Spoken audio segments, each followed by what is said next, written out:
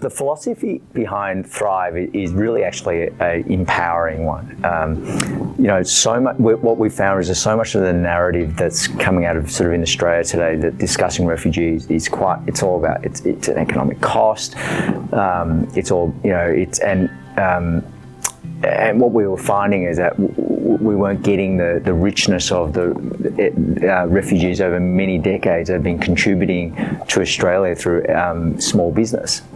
And so Thrive was really started to help tap into that we have generations of refugees have always been entrepreneurial, have always been hardworking. The stories haven't been told.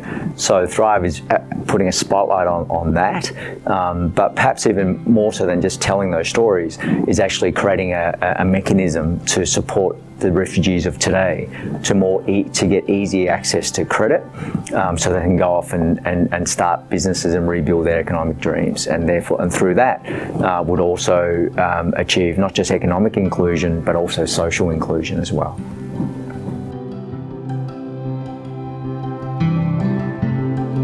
So the first thing we've had to do was to let people know that we exist and what we do. So Thrive's, I guess, first part of our development was really about working with organisations like AMES, SSI, the Asylum Seeker Resource Centre, telling all those organisations what we're about, seeing if there is in fact an unmet demand out there for entrepreneurial refugees. The overwhelming response was yes, there is a lot of demand out there, and there's a gap in the marketplace today.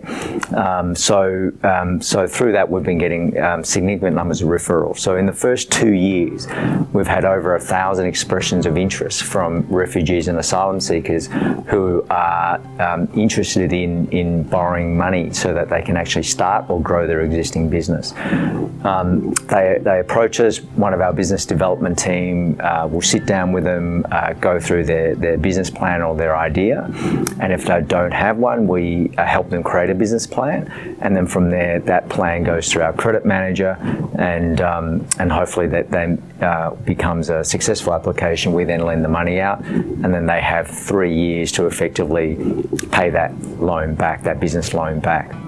We also provide them with a mentor that helps them work on their business after they've received the loan, and that we have found to be really well received because when I think about some of the challenges new entrepreneurs face, it's all the basics of the legal system, incorporating a company, paying taxes. They're the things that perhaps they're not as used to.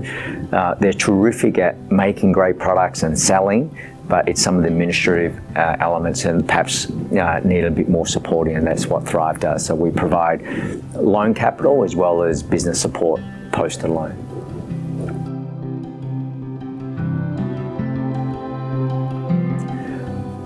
Well, we've had a number of really terrific success stories of clients who've come through. So maybe I can focus on two.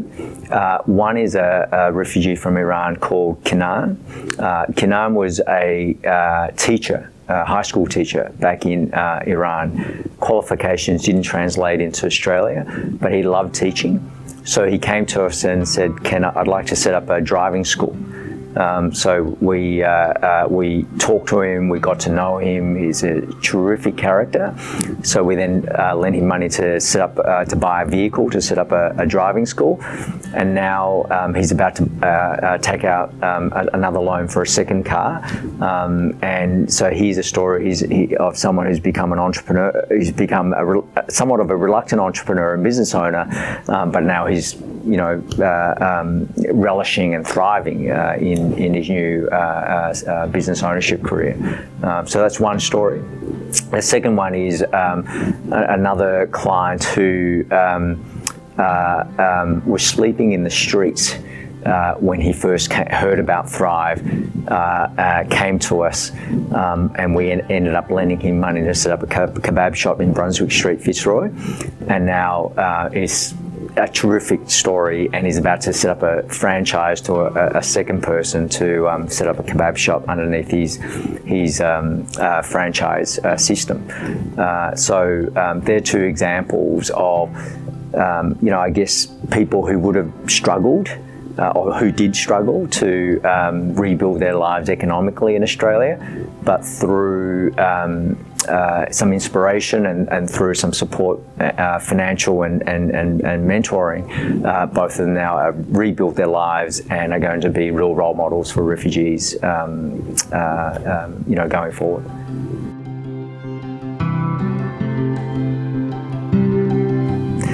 I guess the Thrive can't succeed on its own. It really does work in an ecosystem of partners like AMES and SSI and the Asylum Seeker Resource Centre.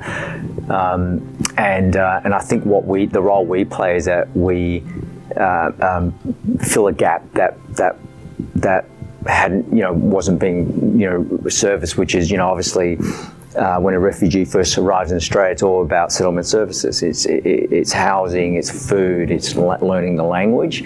But then at some point, there's got to be a pathway to economic participation, and that's probably an area that has been underdeveloped. And hopefully with Thrive, we can put a bit of a spotlight on there and work with stakeholders and partners to really fill that gap. And if we do that well, then I think it provides a much more understood and acceptable platform for Australia perhaps to do more with refugees, because I think then people would say, okay, well, we bring them in Australia, and there's mechanisms like Thrive and others where we can really help refugees become, not just financially included, but become really strong contributors to our economy and our society.